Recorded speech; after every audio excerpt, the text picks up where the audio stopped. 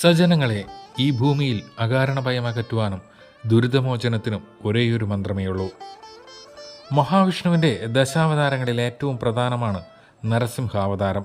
പേര് പോലെ തന്നെ സിംഹത്തിൻ്റെ മുഖവും മനുഷ്യൻ്റെ ഉടലുമാണ് ഈ അവതാരത്തിൻ്റെ പ്രത്യേകത. കൃതായുഗത്തിലെ ഭഗവാന്റെ 4 അവതാരങ്ങളിൽ ഏറ്റവും അവസാനത്തേതാണ് നരസിംഹാവതാരം. ശത്രുസംഹാരത്തിനായി ഉടലെടുത്ത ഉഗ്രമൂർത്തിയാണെങ്കിലും ഭക്തരിൽ ക്ഷിപ്രപ്രസാദിയാണ് നരസിംഹമൂർത്തി. പ്രഹ്ലാദൻ്റെ വിളി കേട്ട നിമിഷം തന്നെ തൂണു പിളർന്ന് നരസിംഹമൂർത്തി പ്രത്യക്ഷനായി. നരസിംഹമൂർത്തി ക്ഷേത്രങ്ങളിൽ മനഃശുദ്ധിയുടെയും ഭക്തിയുടെയും നെയ്വിളക്ക് കത്തിച്ച് പ്രാർത്ഥിച്ചാൽ അഭീഷ്ടസിദ്ധിക്കൊപ്പം തൊഴിൽ വിവാഹ തടസ്സങ്ങൾ നീങ്ങുമെന്നത് നിശ്ചയമാണ്. തുളസിമാല സമർപ്പണം മറ്റൊരു പ്രധാനപ്പെട്ട വഴിപാടാണ്. ഇഷ്ടപുഷ്പം ചുവന്ന ചെത്തിയും നിവേദ്യം പായസവുമാണ്. പഞ്ചഭൂതങ്ങളിൽ വായുദേവന്റെ നാളായ ചോതി നക്ഷത്ര ദിനത്തിൽ ഭഗവാനെ തൊഴുതു പ്രാർത്ഥിച്ചാൽ ആപത്തുകളിൽ നിന്നും രക്ഷ നേടാം. കടബാധ്യത നീക്കി കുടുംബത്തിൽ ഐശ്വര്യം നിലനിൽക്കുവാൻ പതിവായി ചോതി നക്ഷത്ര ദിവസം നരസിംഹ ക്ഷേത്ര ദർശനം നടത്തുകയോ ഭവനത്തിലിരുന്ന് നരസിംഹമൂർത്തി പ്രീതികരങ്ങളായ ഭജനകൾ നടത്തുകയോ ചെയ്യുക. അകാരണ ഭയമകറ്റുവാനും ദുരിതമോചനത്തിനും നരസിംഹമന്ത്രം പതിവായി 3 തവണയെങ്കിലും ചൊല്ലുന്നത് ഉത്തമമാണ്. നരസിംഹാവതാരം ത്രിസന്ധ്യ നേരത്തായതിനാൽ ആ സമയത്ത് ഭക്തിയോടെ നരസിംഹമൂർത്തി മന്ത്രം ചൊല്ലുന്നതും ക്ഷേത്രദർശനം നടത്തുന്നതും ഇരട്ടി ഫലം നൽകുമെന്നാണ് വിശ്വാസം. ആന്ധ്രാപ്രദേശിലെ അഹോബിലം എന്ന സ്ഥലത്താണ് നരസിംഹാവതാരം നടന്നതെന്ന് കരുതപ്പെടുന്നു.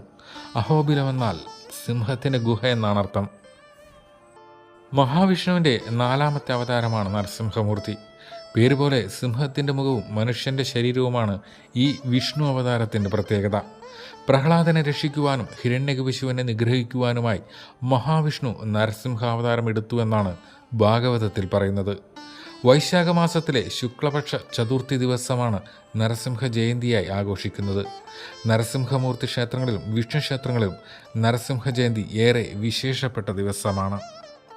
നരസിംഹമൂർത്തിയെ നിത്യേന ഭക്തിയോടെ സ്മരിച്ചാൽ ശത്രുനാശം, ആരോഗ്യം, രോഗശാന്തി, പാപനാശം എന്നിവയാണ് ഫലങ്ങൾ. കേരളത്തിലെ സ്വയംഭൂവായ ഏക നരസിംഹ ക്ഷേത്രമാണ് കുറുവിലങ്ങാട് കോഴദേശത്തെ ശ്രീ നരസിംഹസ്വാമി ക്ഷേത്രം. സഹസ്രാബ്ദങ്ങളുടെ പഴക്കമുള്ള ഈ ക്ഷേത്രത്തിൽ ലക്ഷ്മി സമേതനായ നരസിംഹമൂർത്തിയാണ് കുടികൊള്ളുന്നത്. കണ്ണൂർ ജില്ലയിലെ തലശ്ശേരി ശ്രീ ലക്ഷ്മി നരസിംഹ ക്ഷേത്രം, ആലപ്പുഴ ജില്ലയിലെ തുറവൂർ മഹാക്ഷേത്രം, കൊല്ലം ജില്ലയിലെ ആനേടി പഴയിടം ശ്രീ നരസിംഹസ്വാമി ക്ഷേത്രം എന്നിവ കേരളത്തിലെ പ്രസിദ്ധമായ നരസിംഹസ്വാമി ക്ഷേത്രങ്ങളാണ്.